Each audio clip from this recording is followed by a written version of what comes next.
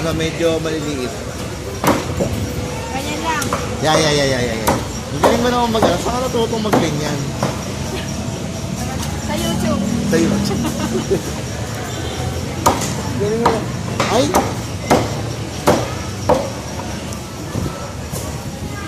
Yung wings ko, atin ko pa. Ay, naku, pinungutod yung wings.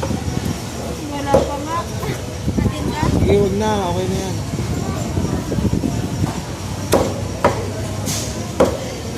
Hindi kayo naawa sa manok, pinapatay niya.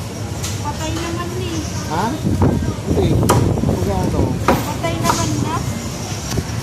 Kasi syempre, di ba? Eh, syempre, binibili mo eh.